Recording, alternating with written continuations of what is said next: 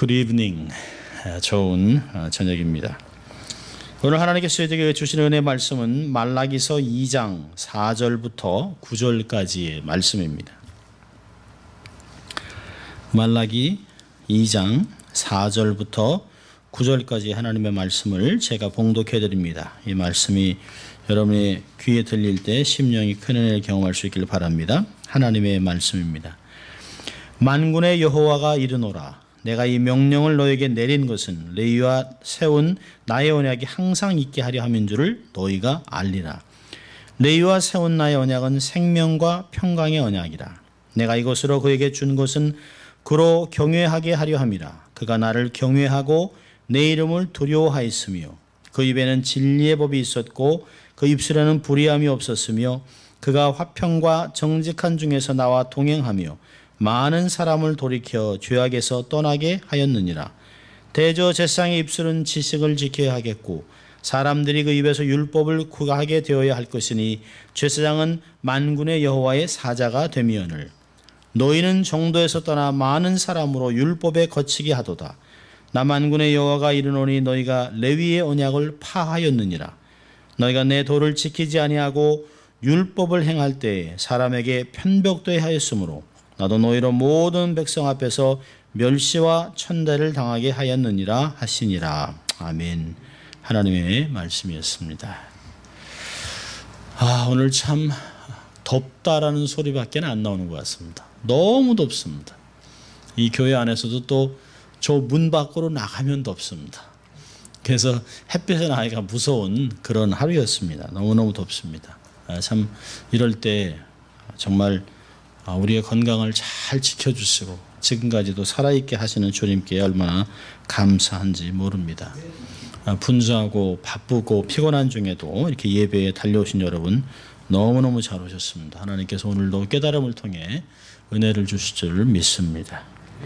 오늘은 5절에 나와 있는 말씀으로 제목을 삼았습니다. 생명과 평강의 언약. 레위와 세운 언약입니다. 생명과 평강의 언약. 말라기는 구약의 마지막 책이죠. 하나님이 눈물로 언약 백성들에게 회개의 촉구를 하고 있습니다. 그리고 이스라엘의 문제의 전반적인 것을 다루기보다는 근원적인 것을 다루고 있습니다. 이스라엘 공동체가 왜 하나님의 말씀과는 다른 타락하고 세상과 별 다르지 않는 모습으로 삶을 살아가고 있는가? 그 이유는 바로 영적인 지도자인 제사장들의 타락의 근원이 있다라고 이야기하고 있습니다. 하나님의 말씀을 전문적으로 가르치고 하나님을 예배하고 또 제사를 전문으로 드리는 하나님의 사람들이 말씀을 무시하고 예배 드리는 것을 번패스럽다, 귀찮다라고 멸시하고 원망하면서 하나님께 드렸던 제물들은 뭐냐면 짐승 중에서도 병이 들은 것, 저는 것, 눈먼 것, 썩은 떡 이런 것들을 드렸습니다. 하나님께서 엄히 경고하셨던 것들을 무시하고 마음대로 자기들에게는 아무 가치가 없는 것들을 하나님께 마치 그냥 던져주는 것 같은 이렇게 부스러기를 던져두듯이 하나님을 그렇게 대했습니다. 예배를 거룩하게 인도해야 하는 자들이 타락해서 말씀을 이용해서 자신들의 배를 채웠다라고 얘기하고 있습니다. 우리가 지난주에 봤습니다만 9절을 보니까 그랬죠. 율법을 행할 때 사람에게 편벽되어야 했다. 공평하게 대한 것이 아니라 보기에 부자고 건강하고 지위가 있으면 말씀을 대충 적용을 하고 연약하고 힘들고 소외된 자들이라면 말씀을 가혹하게 적용한 요즘 같으면 유전무죄, 무전유죄를 만들었다는 것이죠. 그렇게 편의를 봐주면 당연히 뇌물이 들어오게 되어 있습니다. 또 가혹하게 하면 사람들이 그것을 조금 유두리가 있게 하기 위해서 또 뇌물을 드리게 되어 있습니다. 그러니까 하나님이 주신 거룩한 직분을 가지고 돈을 버는 데 사용한 그런 제사장들을 하나님께서 멸시하고 천대를 당하게 하겠다라고 경고했습니다. 그러니까 백성들의 마음을 아프게 하고 종교적인 불법이 마음껏 역사하는 시대를 만들어가고 있었습니다. 그래서 하나님은 제사장들에게 무서운 경고를 하셨어요. 지난주에 우리가 봤습니다만 저주를 내려서 그들의 복이 되지 않도록, 복이 오히려 저주가 되도록 했습니다. 그리고 그들의 부르심을 감당하지 못하고 권위가 추락하고 사람들에게 손가락질을 당하고 멸시와 천대를 당하고 수치를 당할 것이라고 하나님이 경고하셨습니다. 이렇게 하고 하나님이 징계를 바로 내리시는 것이 사실은 일반적인 상례죠. 어떤 그 법정에서 판결을 내리면 앞으로 이 죄 때문에 3년 동안 감옥에 간다 이렇게 선언을 하든지 죄에 대해서 선언을 하고 단죄를 하면 반드시 벌이 내리게 되어 있습니다. 그런데 하나님은 조금 달라요. 오늘 보면 4절에도 3절에 보면 보라 내가 너희의 종자를 견책할 것이요 너의 전리의 희생의 똥을 너희 얼굴에 바를 것이라 너희가 그것과 함께 제하여 버림을 당하리라. 그걸로 끝나야 돼요. 그러나 4절에는 그러나 이렇게 경고를 하지만 너희들을 향한 나의 진실한 마음은 무엇이냐라고 하나님이 얘기하고 있어요. 뭐라고 했냐면 만군의 여호와가 이르노라 내가 이 명령을 너에게 내리는 것은 레위와 세운 나의 언약이 항상 있게 하려 함인 줄 너희가 알리라. 너희들을 징계하고 끊어버리고 죽이려고 하는 것이 아니라 원래 레위와 맺은 언약을 계속해서 유지하고 나는 변함이 없다. 너희들이 잘못해서 너희들이 징계를 받지만 그러나 내가 너희를 향한 마음과 너희를 향한 언약에 대해서는 끊임없이 준수하고 그것이 계속 유지되기를 바라는 것이 내 마음이다라고 하는 게 하나님의 마음입니다. 대단하죠. 그러니까 성경에는 하나님은 긍휼하시고 오래 참으시고 노하기를 더디하시는 하나님, 또 2번, 3번의 기회를 주시고 다시 한번 회복하시는 하나님이라고 하는 것은 얼마나 정확한지 모르겠습니다. 엄청난 경고를 말씀으로 하시고 나서 얘기하는 게 뭐죠? 원래 제사장들은 그렇지 않았다라고 얘기하는 것이에요. 5절에 얘기하잖아요. 레위와 세운 나의 언약은 생명과 평강의 언약이라. 내가 이것으로 그에게 준 것은 그로 경외하게 하름이라. 그런데 그들이 나를 경외하고 이름을 두려워했다.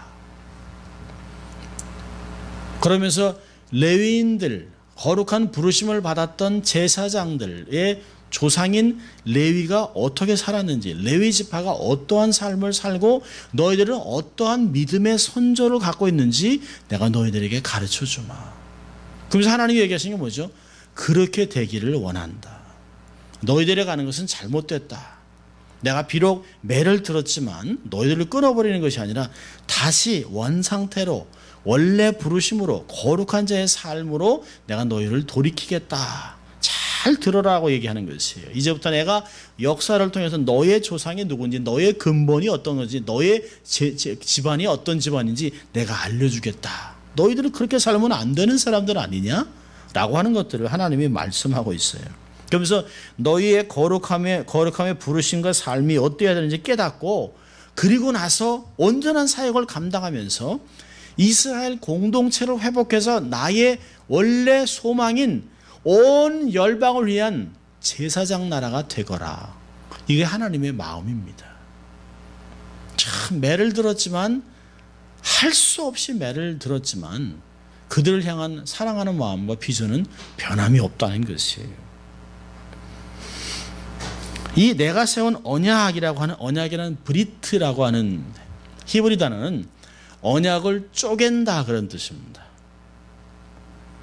그런데 성경에 나와 있는 언약에는 특별히 하나님이 하나님의 백성들과 맺은 언약에는 몇 가지 특징이 있는데 그 중에서 2가지만 보려고 합니다. 첫째는 뭐냐면 성경에 나와 있는 전형적인 하나님의 언약의 특징은 첫째는 일방적이라는 게 편무계약입니다.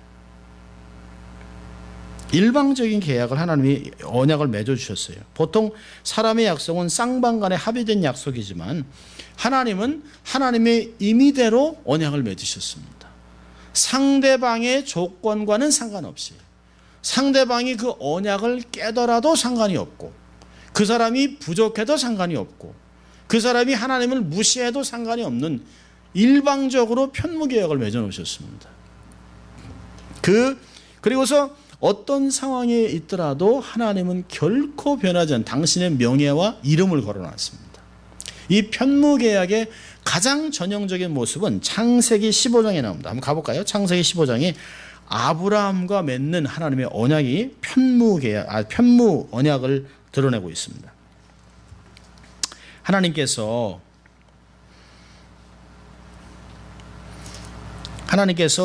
그 아브라함에게 나는 너의 방패요 지극히 상급이다라고 얘기하니까 내가 아브라함이 그래요. 하나님, 내가 무슨 자식이 있습니까?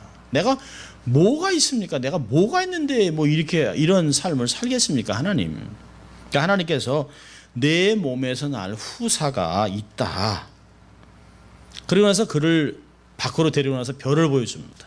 그리고 이 모든 별들 같이 너의 자손이 이렇게 많아지겠다라고 얘기를 합니다. 그러니까 아브라함이 참 어떻게 할 줄 모르겠다라고 하는 마음이 있습니다. 그러니까 하나님께서 하나님이 말하는 것을 아브라함이 믿어요. 그러니까 하나님이 한 번 더 확인을 시켜줍니다. 그러면서 9절부터 이렇게 합니다. 여호와께서 그에게 이르시되 나를 위하여 3년 된 암소와 3년 된 암염소와 3년 된 수양과 산비둘기와 집비둘기 새끼를 취할지니라. 아브라함이 모든 것을 취하여 그 중간을 쪼개고 반으로 딱 쪼갰다는 것이에요. 그 쪼갠 것을 마주 대하여 놓고 그 새는 쪼개지 아니하였으며 솔개가 그 사체 위에 내릴 때에는 아브라함이 쫓았더라. 해질 때 아브라함이 깊이 잠든 중에 캄캄함이 임함으로 심히 두려워하더니 여호와께서 아브라함에게 이르시되 너는 정령이 알라. 내 자손이 이방에서 객이 되어 그들을 섬기고 그들은 400년 동안 내 자손을 괴롭게 하리니 그 섬기는 나라를 내가 징치할지며 그 후에 내 자손이 큰 재물을 입고 나오리라. 너는 장수하다가 평안히 조상에게 돌아가 장사될 것이요 내 자손은 4대 만에 이 땅으로 돌아오리니 이는 아모리 족속의 죄악이 아직 관영치 아니함이라 하시더니 해가 져서 어둘 때에 연기나는 풀무가 보이며 타는 횃불이 쪼갠 고기 사이로 지나더라. 그날에 여호와께서 아브라함으로 더불어 언약을 세워 가라사대 내가 이 땅을 애굽 땅에서부터 그 큰 강 유브라데까지 내 자손에게 주노니 곧 겐 족속과 그니스 족속과 간몬 족속과 헷 족속과 브리스 족속과 르바 족속과 아모리 족속과 가나안 족속과 기르가스 족속과 여부스 족속의 땅이니라 하였더라.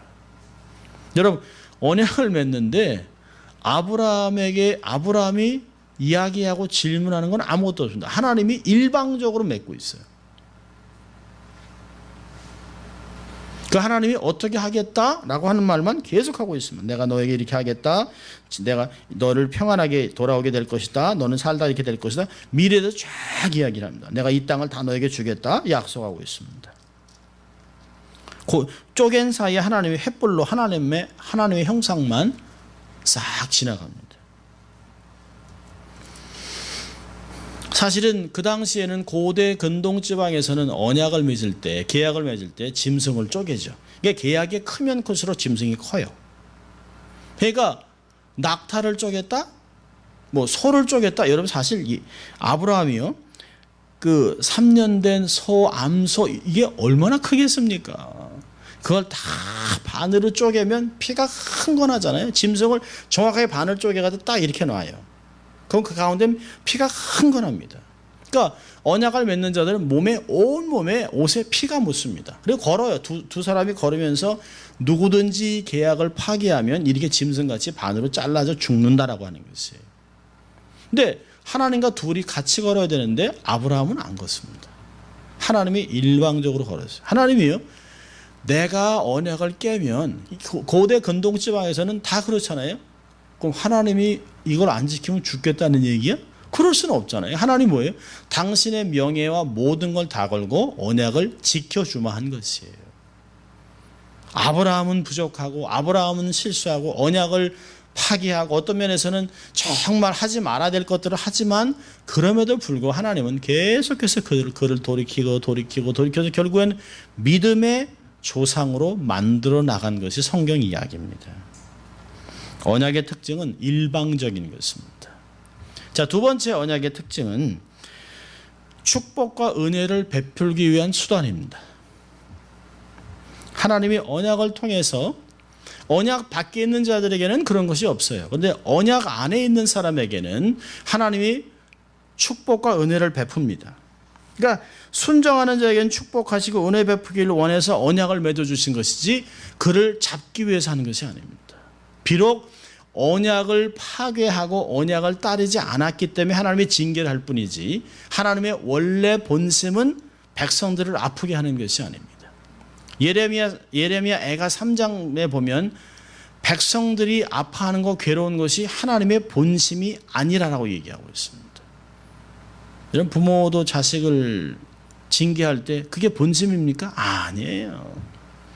자식이 잘 되고 정말 축복받고 좋은 것 해주고 싶고 모든 것 다 하고 싶은 게 그게 아비의 마음입니다. 오늘 본문에서도 보면 하나님이 그 언약의 성격과 언약을 잘 가르치고 그렇게 잘 지켜야 할 제사장들이 언약을 파기했다. 특별히 2장 8절에 보면 너희가 레위의 언약을 파하였느니라 그렇게 얘기하고 있습니다. 그러면서 너무 안타깝게 얘기하시는 거예요.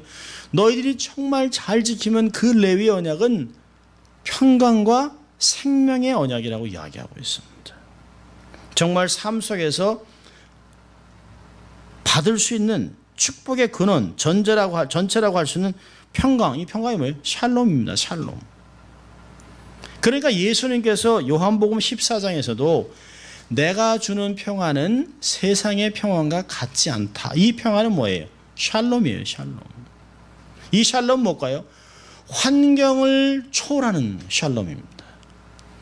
환경이 힘들어도 내 육신이 무너져도 정말 내 삶에서 재물을 잃어버려도 내 내면에 있는 그 하나님과의 샬롬이 깨지지 않는다면 우리의 삶은 굉장할 것이에요.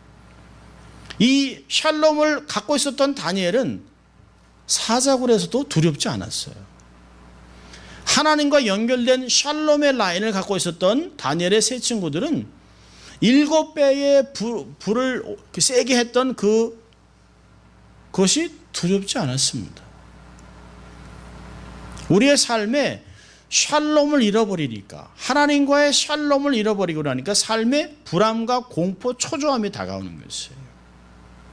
전쟁이 터진들 주님이 내일 재림하시든 세상에 어떤 일이 벌어지든 우리는 하나님과만 함께 있으면 영원히 평강을 누리게 되어 있습니다. 그래서 세상 사람들이 아니 세상이 이렇게 힘든데 어째서 그렇게 희희낙낙하고 있습니까? 우리 안에는 있잖아요. 하늘이 무너져도 솟아날 구멍이 있어요. 하늘이 무너져도 하나님이 함께 하신다면 무슨 어려움이 있겠습니까? 풍랑이 온다고 두렵겠습니까? 풍랑을 보고 잠잠하라 하면 그 잠잠해지는 그 주님과 함께 동행하는 자들에게 무슨 두려움이 있겠습니까?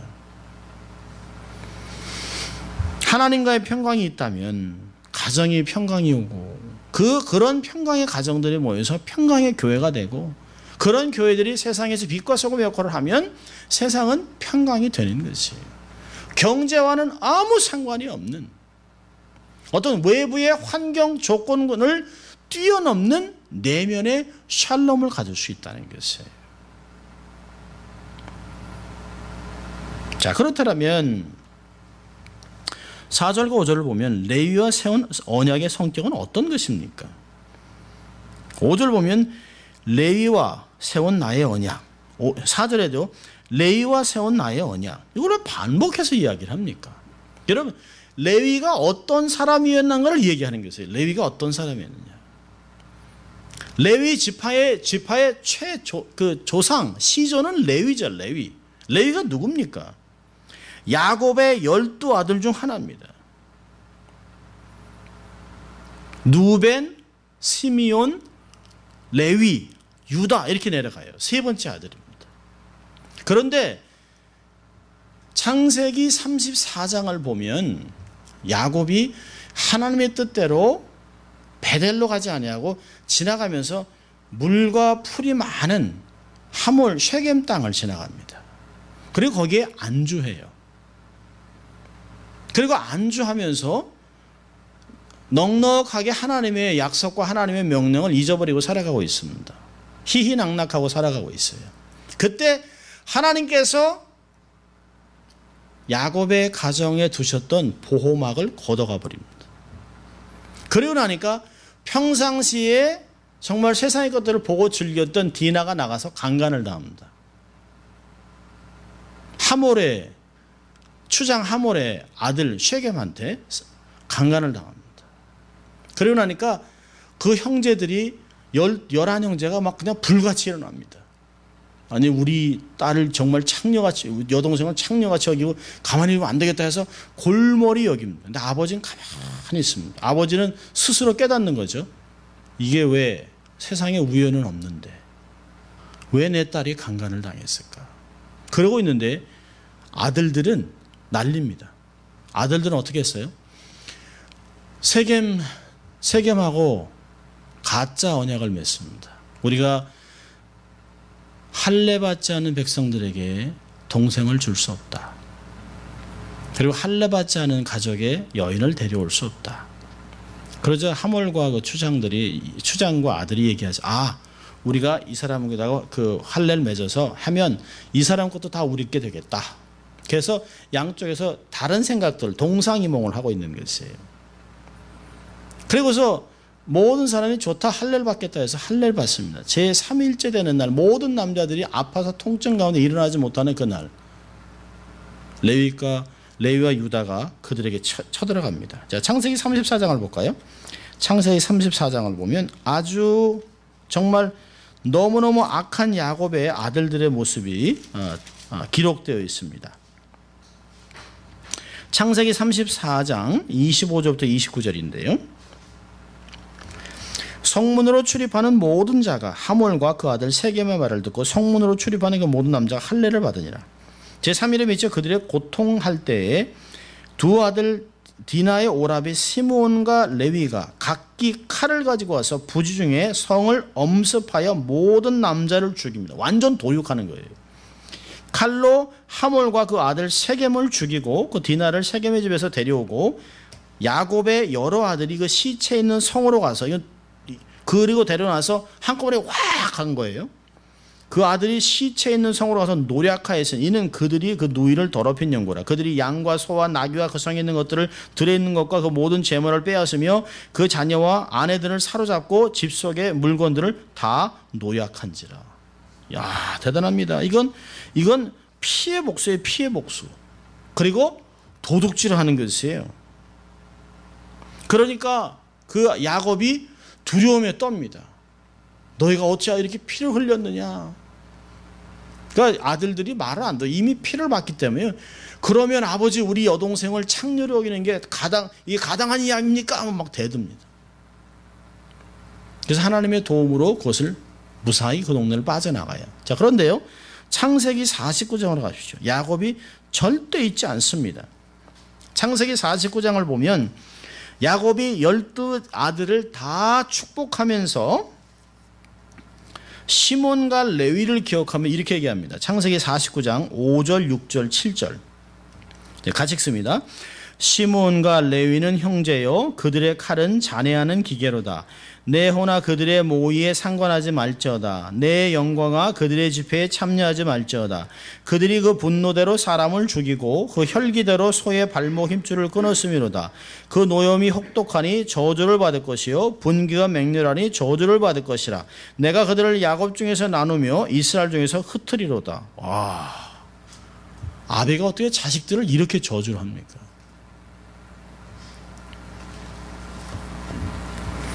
레위는 자신들이 피해 복수로 한 살인, 강도, 노략질한 것으로 아비 야곱의 기도 속에서 저주가 선언됐습니다. 자, 그런데 그들의 운명이 180도로 바뀌는 사건들이 생겨요. 출애굽을 한 후에 출애굽기 32장을 보면 모세가 하나님께 10계명을 받기 위해 산 위로 갑니다.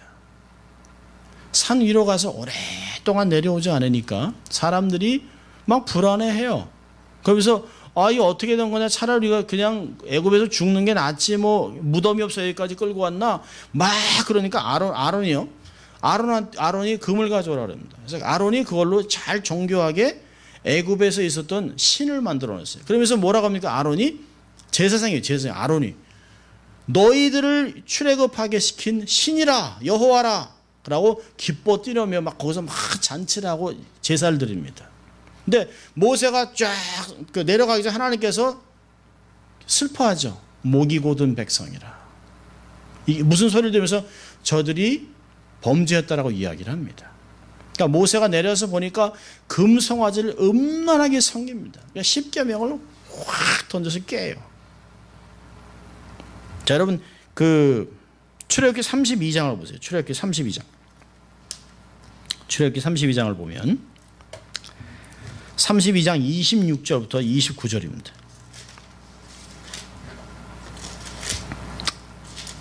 32장 26절부터 29절입니다.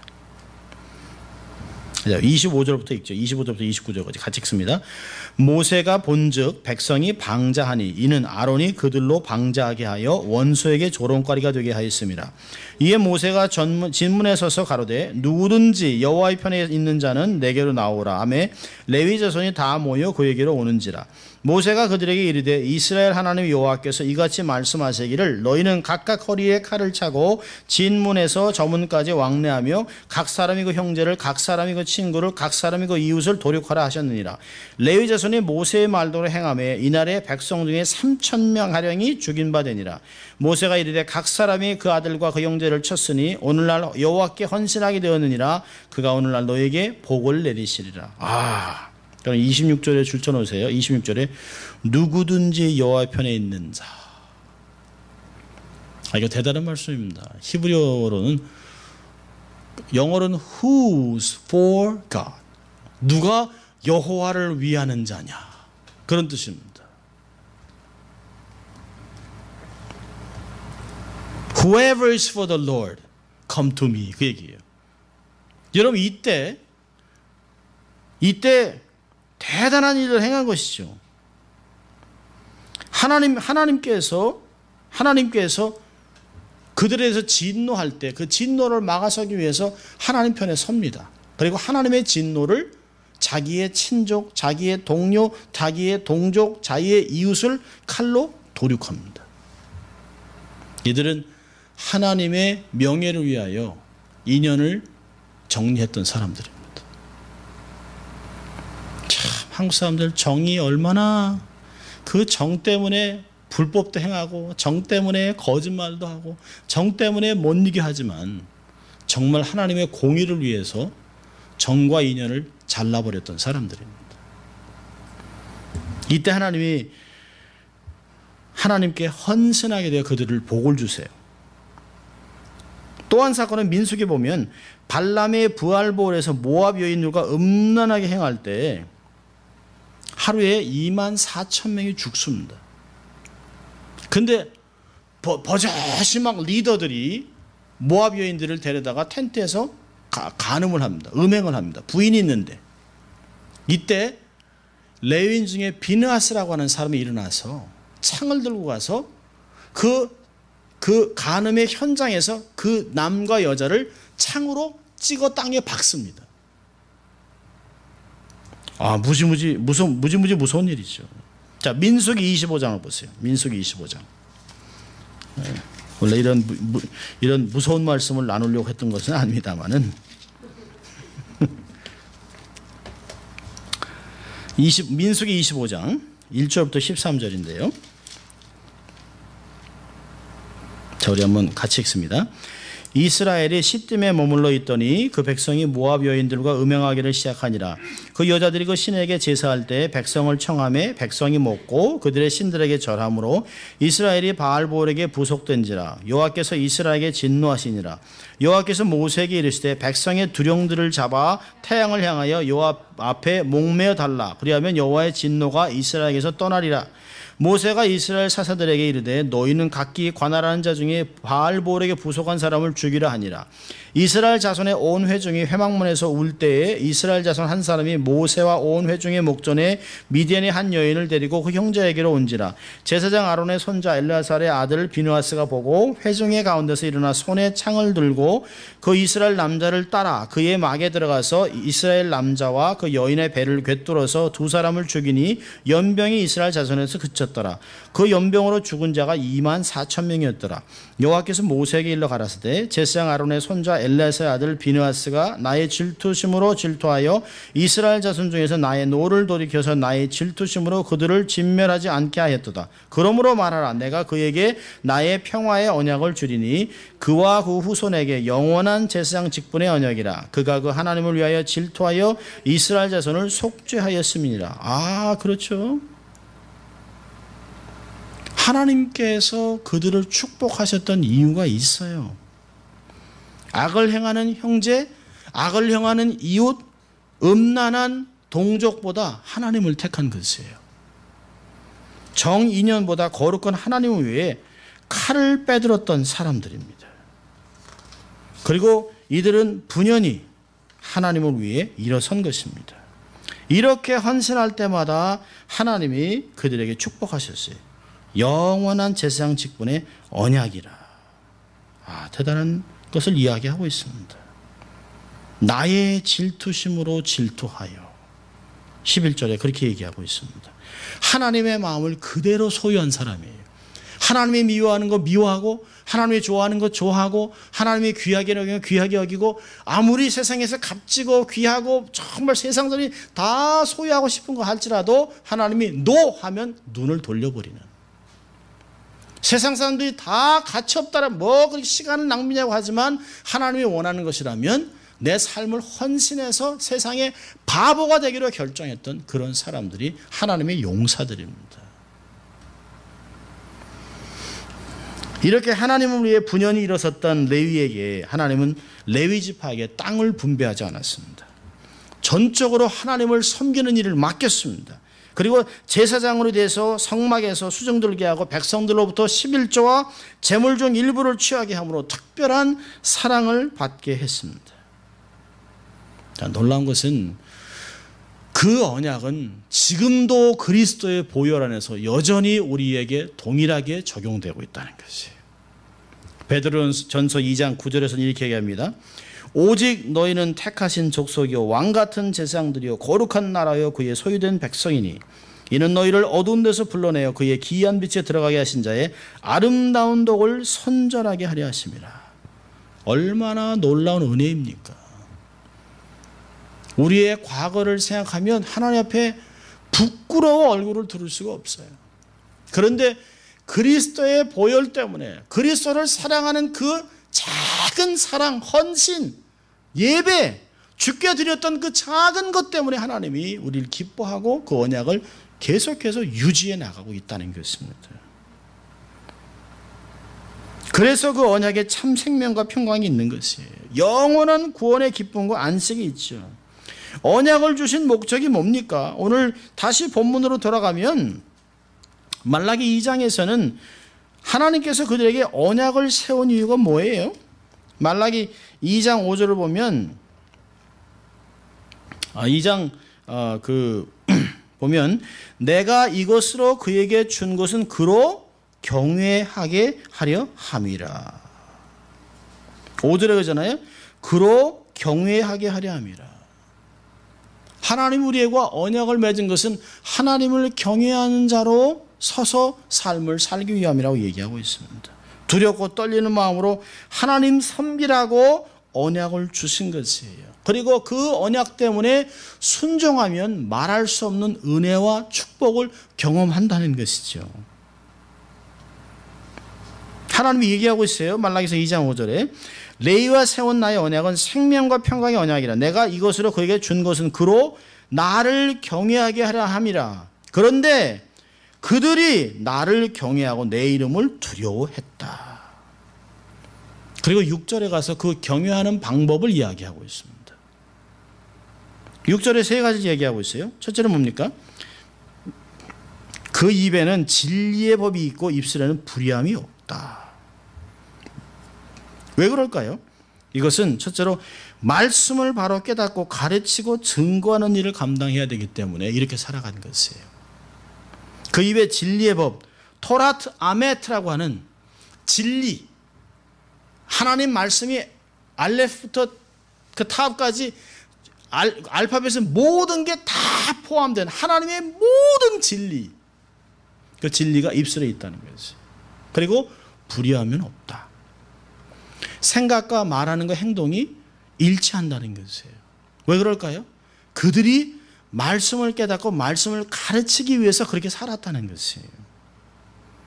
제사장은 율법을 올바로 해석하고 가르치고 보존하는 것이 사명이기 때문에 하나님의 지식이 있어야 하는 것이에요. 한쪽으로 정욕이나 탐욕에 치우치면 안 돼요. 그래야 사람들이 그에게 찾아가서 입에서 율법을 구하는 것이에요. 7절에 전에 사람들이 그들의 입에서 율법을 구한다. 이건 어떻게 해야 됩니까? 그런 말씀을 촉촉촉촉 가리키는 것이. 하나님은 강원 어조로 얘기하고 있어요. 입술에는 불의함이 없다. 원래 히브리 말로 보면 입술에 불의함이라고는 찾아볼 수가 없었다 얘기하는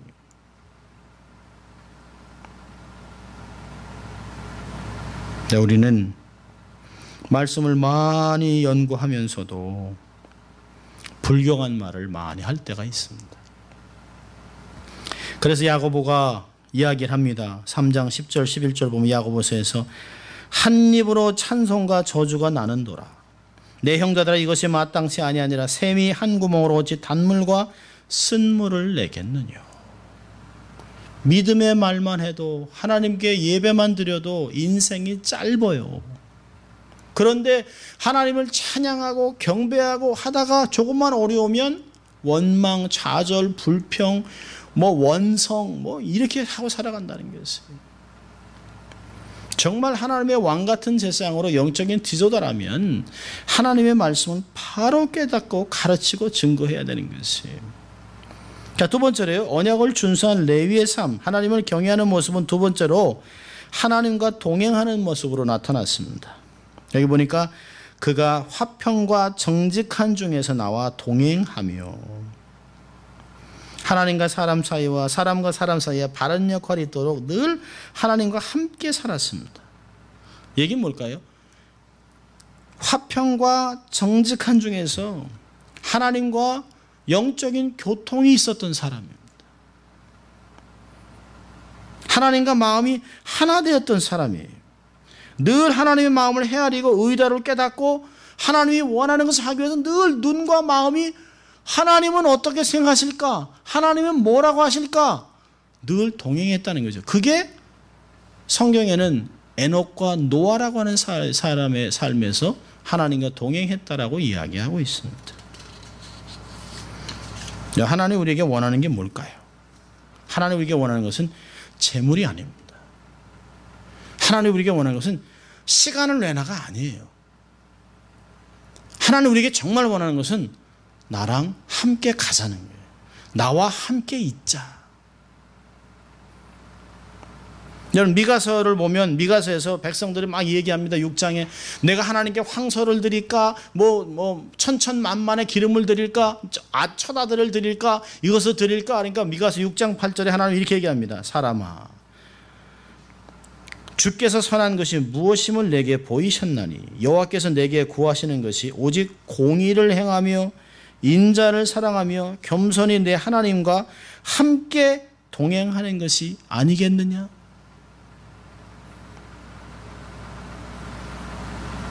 그렇게 하고 하나님이 임마누엘로 오셨잖아요.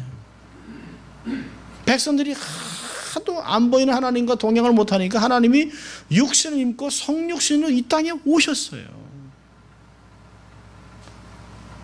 하나님과 동행하는 것이 하나님을 경외하는 삶입니다. 세 번째는 뭘까요? 복음 증거자로 사는 것이에요. 6절 후반부에 보니까 많은 사람을 돌이켜 죄악에서 떠나게 하였느니라.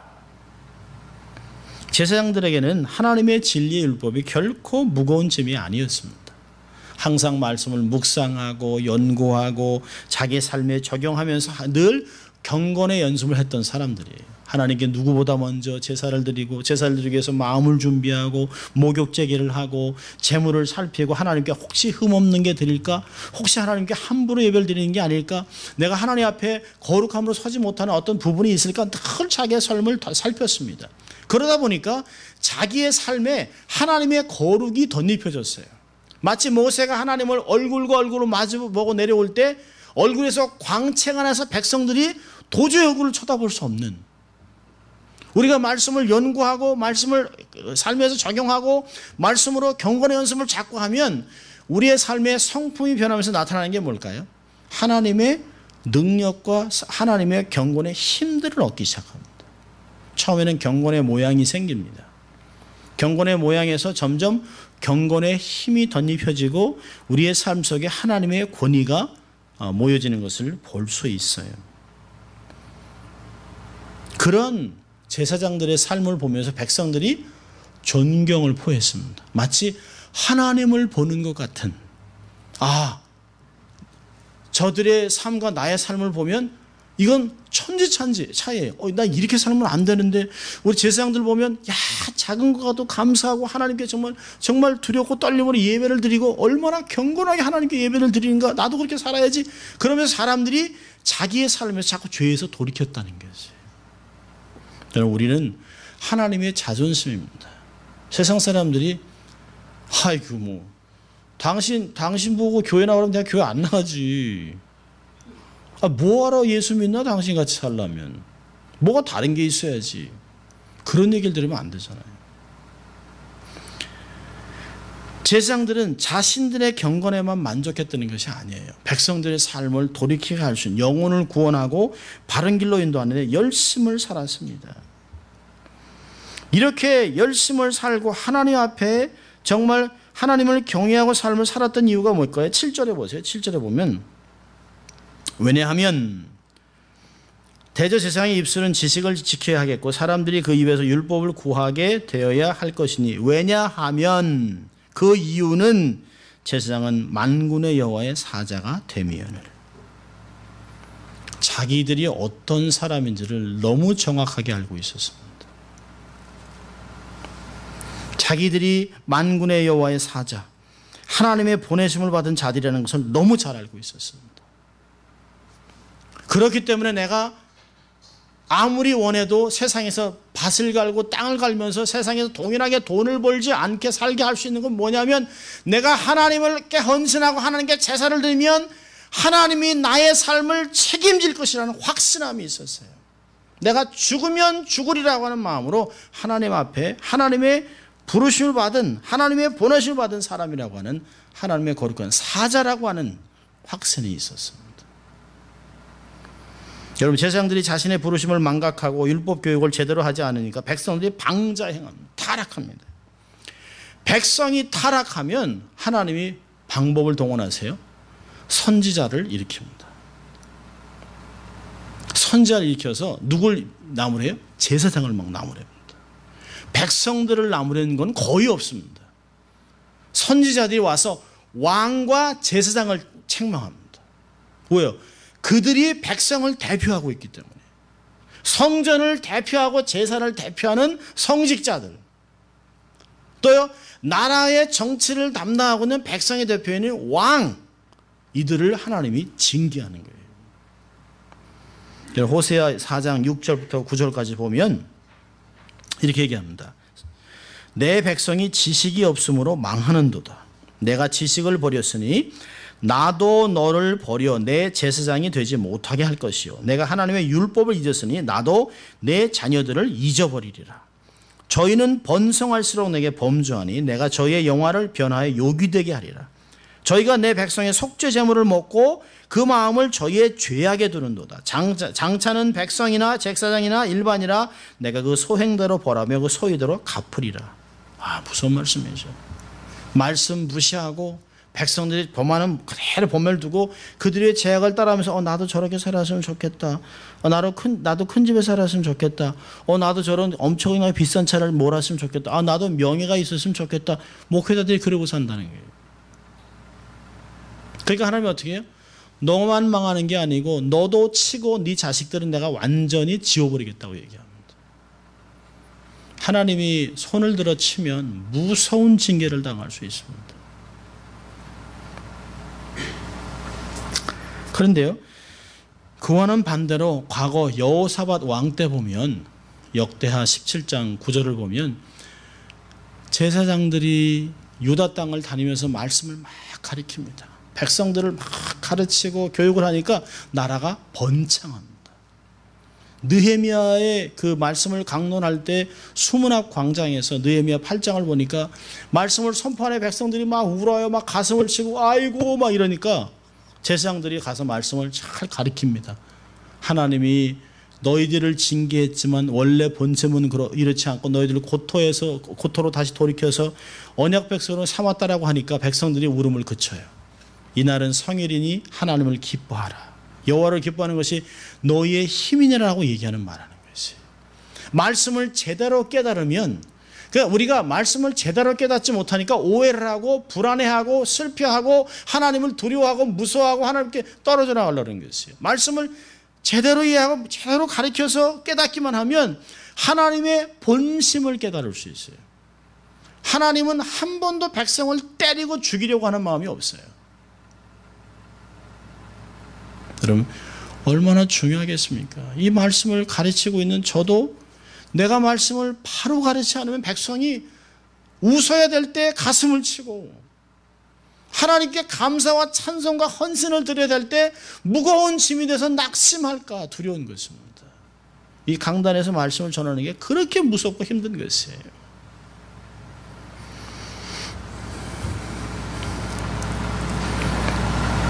에스라 때도 그렇게 부흥의 역사 속에 쓰임받았던 제사장들이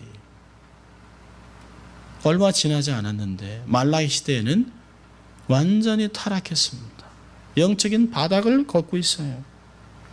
결국은 제사장들이 타락해서 율법에서 떠나고 마침내 이스라엘을 다시금 암흑의 시대로 몰아넣고 있습니다. 여러분, 시대는 과학이 발전하는 것으로 변하지 않습니다.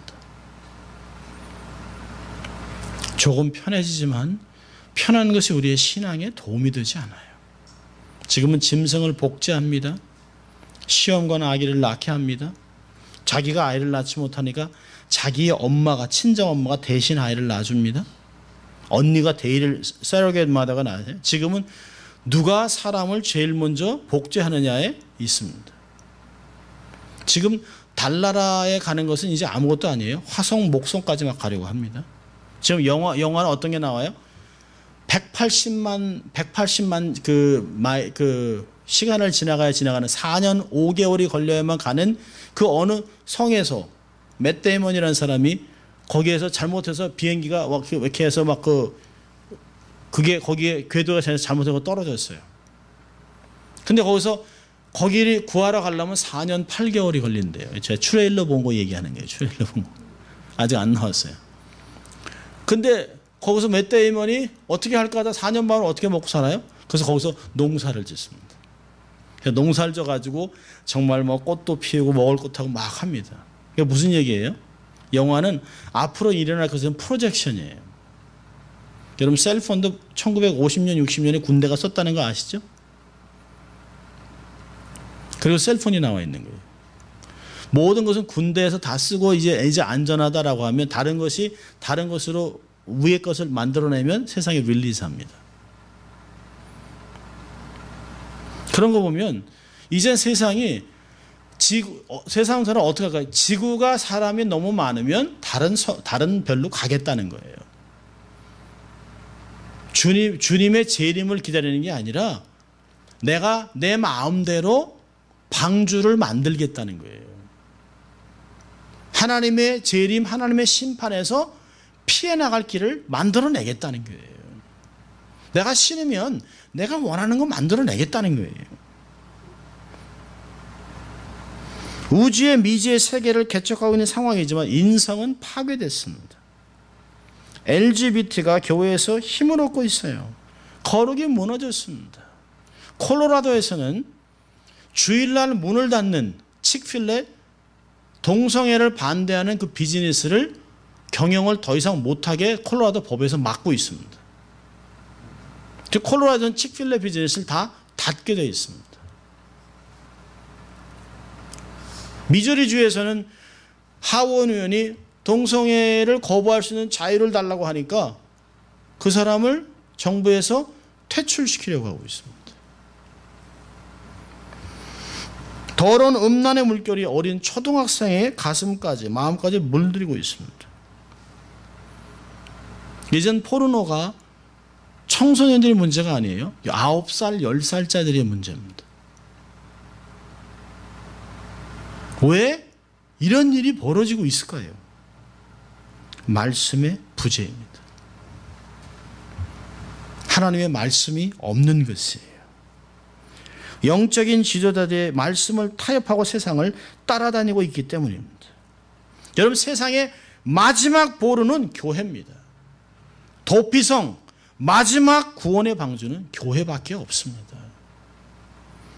교회가 세상의 빛과 소금의 역할을 감당하기 위해서 다시 원색적인 복음으로 다시 돌아가야 합니다. 우리 귀를 즐겁게 하는 재밌는 엔터테인먼트이 아닌, 내 귀를 즐겁게 하고 내 마음을 도려내는 것 같은 깊은 말씀이 아닌, 편안하게 위로하고 따뜻하고 맛있고 재밌는 말씀들을 듣고 싶은 사람들이 많이 모여요. 그런데 우리는 그곳에서 벗어나야 합니다. 딱딱하지만 예수 그리스도의 보혈이 묻어있는 원색적인 복음으로 돌아가야 합니다. 기독교를 개독교라고 하는 손가락질하고 있는 그 이유가 뭡니까? 영적 지도자의 타락의 근본 원인이 있습니다. 오늘 그 말라기 2장 9절을 보면 하나님이 마지막에 이렇게 얘기합니다. 너희가 내 도를 지키지 아니하고 율법을 행할 때 사람에게 편벽되게 하였으므로 나도 너희로 모든 백성 앞에 멸시와 천대를 당하게 하였느니라 하시니라. 이게 멸시와 천대라고, 멸시라는 단어는 니브츠미라는 단어입니다. 근데 이 어근이 빠자라고 하는 경멸이라는 뜻인데요. 1장 7절에 있는 말하고 똑같습니다. 1장 7절에 뭐라 그랬어요? 1장 7절에 너희가 더러운 떡을 나의 단에 드리고도 말하기를 우리가 어떻게 주를 더럽게 하였나이까 하는도다. 이는 너희가 주의 상은 경멸이 여길 것이라. 제단은 경멸이 여기는 게 괜찮다. 뭐 어때? 그러니까 하나님이 그래 너희들이 경멸하는 그것으로 너희들이 바로 경멸함을 당할 것이라 얘기하고 있습니다. 월드플레이를 하고 있는 것이에요. 주를 경멸한 그들은 똑같이 멸시와 천대를 받을 것이라고 얘기하고 있습니다. 존경을 받아야 할 제사장들, 하나님의 사랑을 흠뻑 경험하면서 백성들의 존경을 받고 거룩한 말씀을 다루는 제사장들이 목사들의 얼굴에 희생자물인 똥칠함을 받는, 부끄러움을 당하는 이유는 하나님을 무시하고 말씀을 버렸기 때문입니다.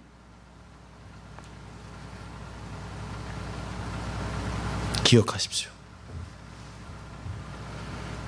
나는 누구인가를 기억해야 합니다. 두 가지만 적용하려고 하는데요. 첫째는 과거를 벗어나십시오. 과거에 집착하지 마세요. 고린도후서 5장 17절은 그러므로 누구든지 그리스도 안에 있으면 이전 것은 지나갔으니 보라 새 것이 되었도다. 여러분, 레위의 삶이 그러므로의 삶이죠. 그리스도 안에 있었기 때문에 삶이 바뀐 것이에요. 과거가 어떻든 상관이 없어요. 이제부터 주를 섬기기로 결정해야 합니다. 그리스도와 함께 있으면 우리는 날마다 새로운 피조물과 새로운 사역들을 감당할 수 있는 사람이 되는 것입니다. 자, 두 번째로는요. 순간순간 자기의 신분을 확인하십시오. 어떤 일을 하기 전에 먼저 자신의 신분을 확인하세요. 내가 누구인가? 나의 소속감은 어디에 있는가? 나는 누구에게 속해 있는가? 하나님의 자녀여 거룩한 백성이라면 그 이름의 명예에 걸맞은 삶을 살아내야 합니다.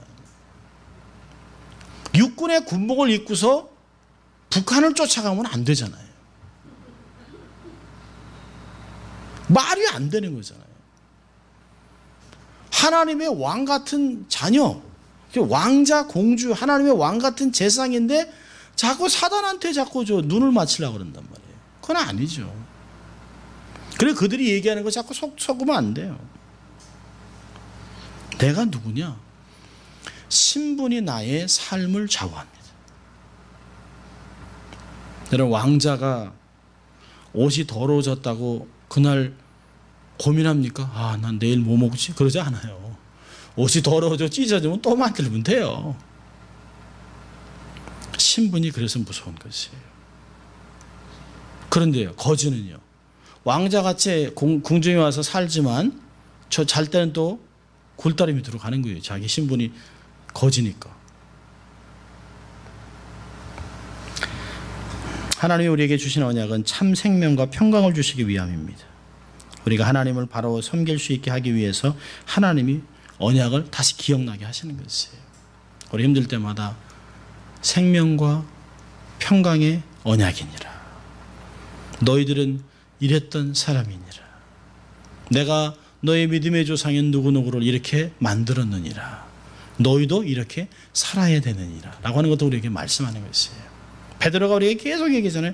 너희는 왕같은 제사장이라. 어둠에서 불러낸 자의 아름다운 덕을 선전하기 위함이라. 우리가 입을 열어 주님이 나를 구원하셨습니다. 내가 하나님의 사람이 됐습니다. 하나님의 자녀가 됐습니다. 할렐루야 감사합니다. 여러분도 이렇게 사세요. 이렇게 살으라는 것이에요. 계속해서 말씀을 묵상하고 증거하고 영적으로 깊은 교제를 하나님과 동행하면서 하나님과 사랑과 축복을 받고 다른 사람들에게도 그것을 영향력을 끼치며 살아가는 여러분들 되시길 주의 이름으로 축원합니다. 기도하겠습니다. 하나님 아버지 감사합니다. 오늘도 하나님과 언약을 맺은 백성들이 어떠한 삶을 살아야 되는 것을 다시 한번 기억나게 하시고 상기시켜 주신 것을 감사합니다. 하나님, 우리가 잊지 않게 하시고 우리의 신분을 깨닫고 과거에 연연하지 않고 미래지향적으로 하나님과 함께 놀라운 삶을 살아가는 저희들이 될 수 있도록 하나님 축복하여 주시옵소서. 감사하고 예수님 이름으로 기도합니다. 아멘.